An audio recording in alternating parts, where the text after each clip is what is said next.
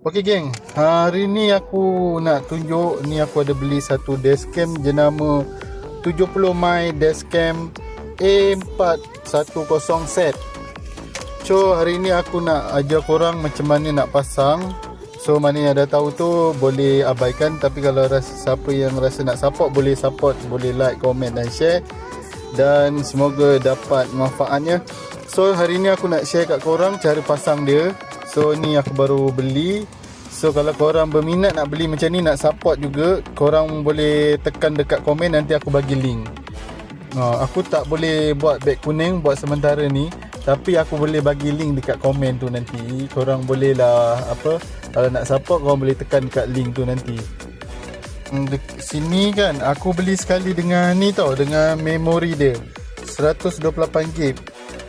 So aku beli sekali dekat vendor kedai yang sama lah. Sebab kalau korang nak support, memang korang boleh support lah, sebabnya siap memori sekali tau. So aku beli yang besar sikit supaya dia boleh rekod lebih panjang lah.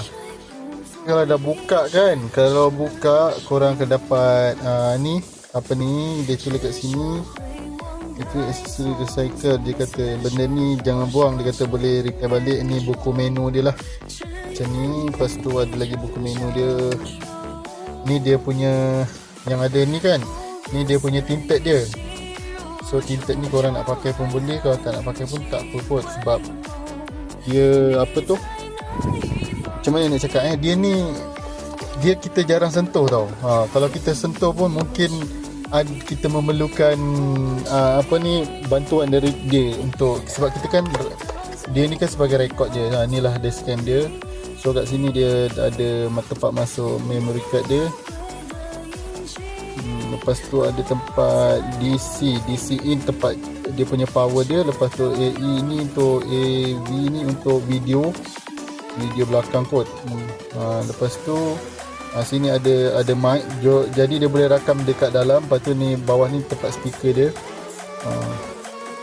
So please remove for us. So dia katakan dia kena buka ni lah selepas kita dah nak pasang, kena buka dia punya ni.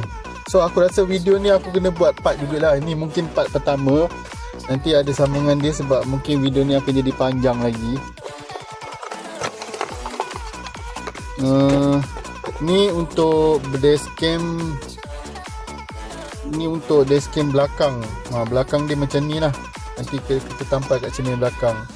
So dia tak duduk luar, dia duduk dekat belakang. Maksudnya dekat cermin belakang lah.